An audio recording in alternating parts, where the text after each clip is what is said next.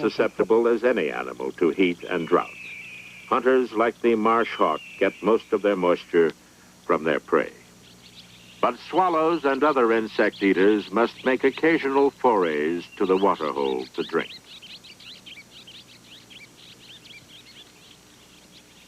It's a fragile chain of living things based on a precious commodity, water.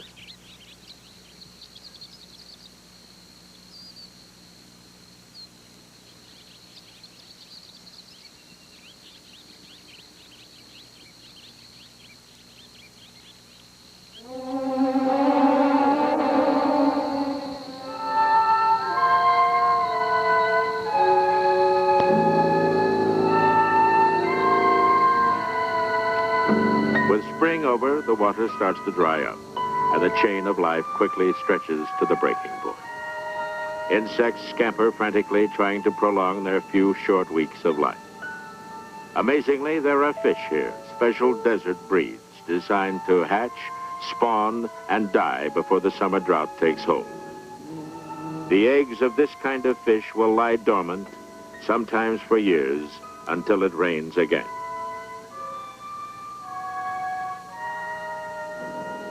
As the sun climbs higher, this marginal world braces itself for a crushing onslaught of heat and drought.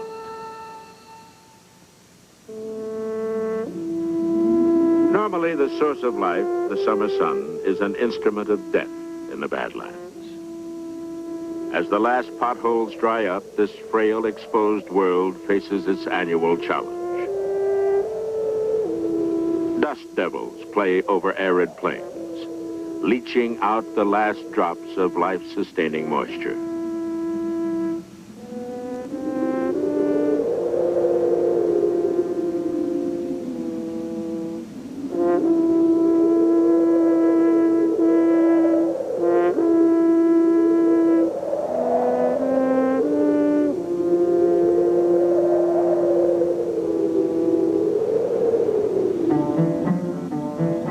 Amazingly, some of the most resilient animals are those introduced by man, like the wild bands of Mustangs that still roam free. A band approaches cautiously for its daily drink. Mustangs have one deadly enemy, man, and they've learned to be wary.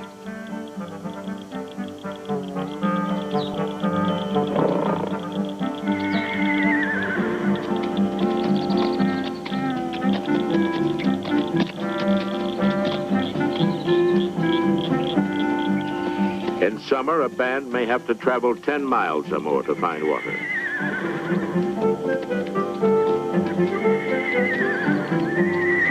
This one's lucky. The hole isn't dry. Throwing caution to the wind, they cover the last few yards at a gallop.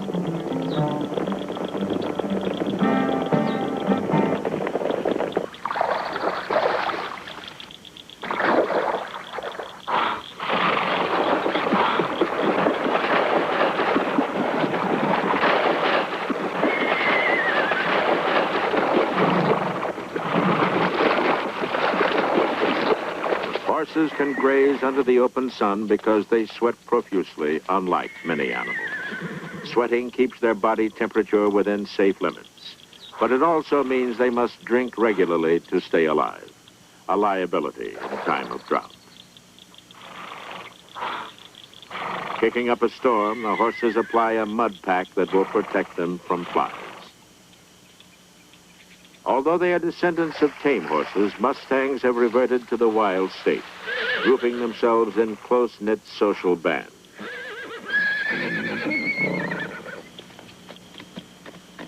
Horses like a lot of elbow room. And when another stallion brings his mares to drink, the tension inevitably mounts. But a little foot stamping is usually enough to keep the peace.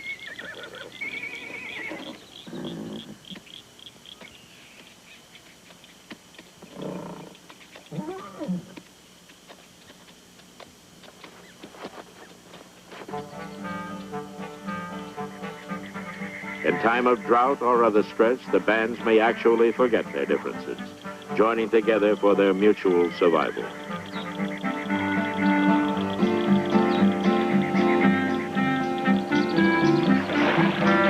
Whether the Mustang population is increasing or dying out is hotly debated, but some 20,000 of them still roam the western plains.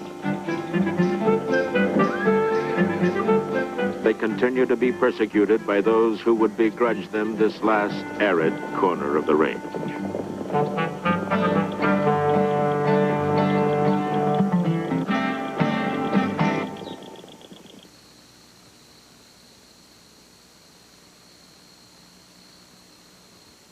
Another controversial newcomer to the plains is the wild burro, the descendants of pack animals turned loose by the conquistadors and 49ers alike. Bands of these hardy animals now thrive in the wild.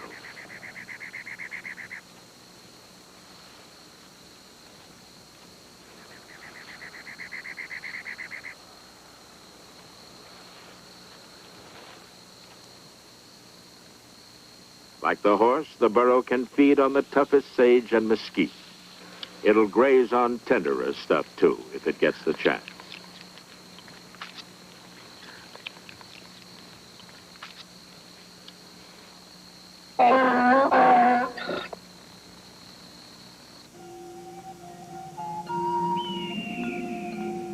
Wild burros and horses have been so successful at adapting to Badlands life that they've overgrazed the range in places.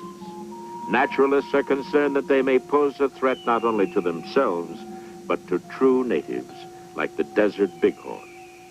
This rare mountain sheep is a paler version of the Rocky Mountain bighorn, found on wetter slopes. Bighorns get most of their fluids from the grasses they eat. They can go for weeks without water in winter, but will visit a water hole once every 3 or 4 days in dry periods.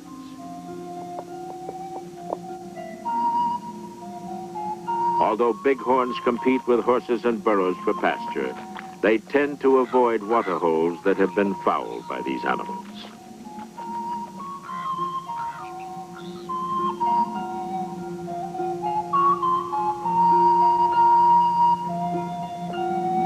Now in late summer, a young ram's thoughts turn to mating. But this ram is going to have to answer to a scar-faced rival.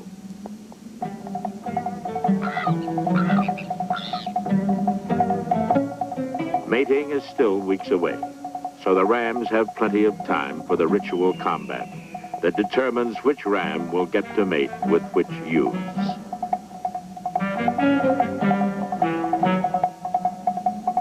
On some unspoken cue, the younger ram rises to the attack.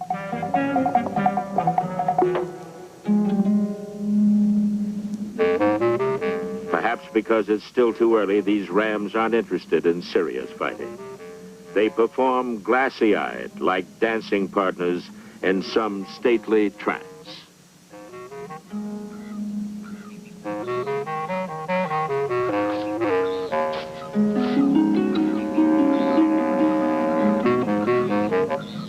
Their trance is so absorbing, they may go right on sparring while younger rams mate with their ewes.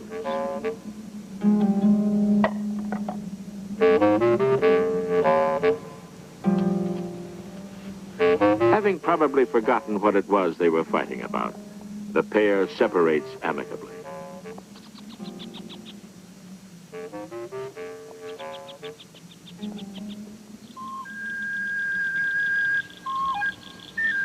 As summer wanes, the pace of life quickens. In less austere corners of the Badlands, other animals have turned to strutting.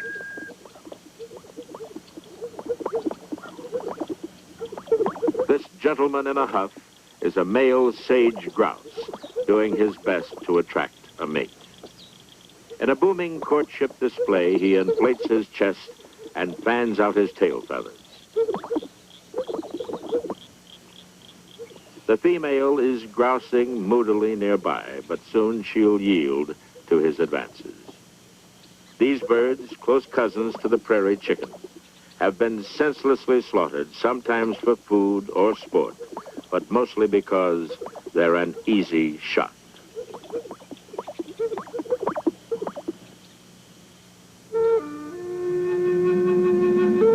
With the lengthening shadows of fall, the animals of the Badlands face the prospect of winter.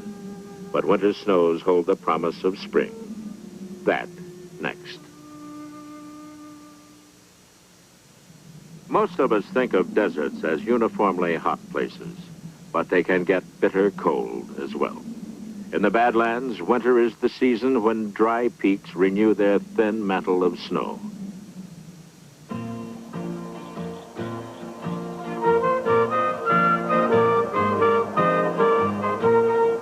With the spring's melt, the fragile cycle of life begins anew. For a few weeks, the higher valleys on the Badlands' northern fringe take on a deceptive air of normalcy. Surprisingly, much arid land is potentially fertile. One good watering is all it takes to make the desert bloom. At the foot of the Bitterroot Range in western Montana, the sudden lushness lures in some Badlands transients, like the mule deer and the elk. The bulls are sporting a full head of antlers.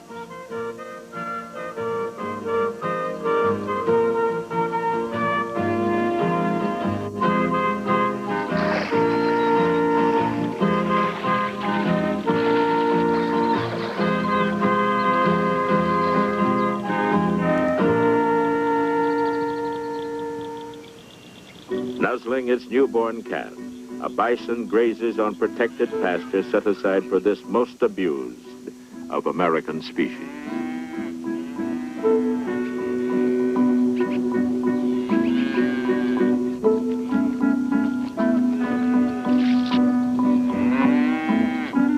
Buffalo calves are playful animals, quickly developing the surprising agility they'll display as adults.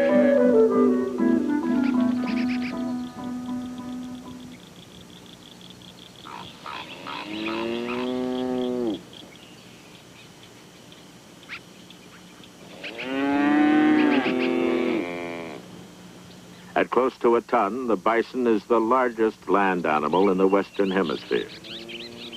Watching a few bulls graze, it's hard to imagine that some 50 million of these massive beasts literally darkened the plains a little over a century ago.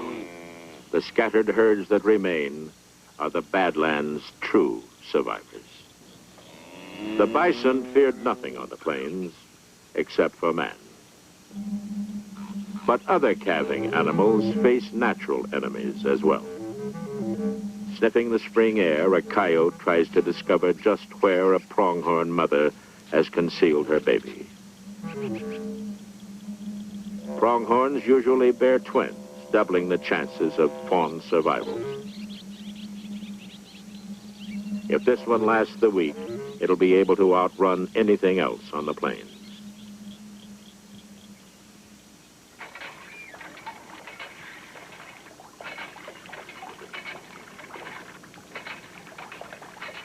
Whether or not they have been actively hunted by man, all the animals of the Badlands are prey to a more subtle danger. Inch by inch, the land men once called bad is being transformed into more desirable acreage. Irrigated by well water, vast areas of parched land are pressed into service to feed a growing world. Cattle are sent to graze on range once left to the pronghorn and the gopher. However important, the reclamation of desert land inevitably crowds the wildlife that remains into ever more marginal country.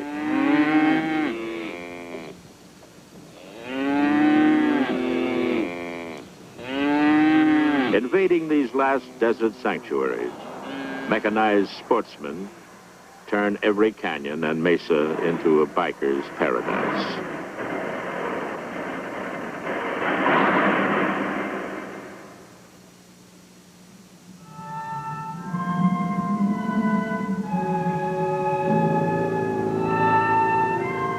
accustomed to thinking of the Badlands as leftover country, available to be used or abused as strikes our fancy.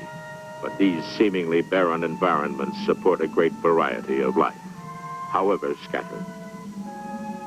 Unless we are able to acknowledge their life and beauty, some of nature's toughest survivors may not get the chance to survive much longer.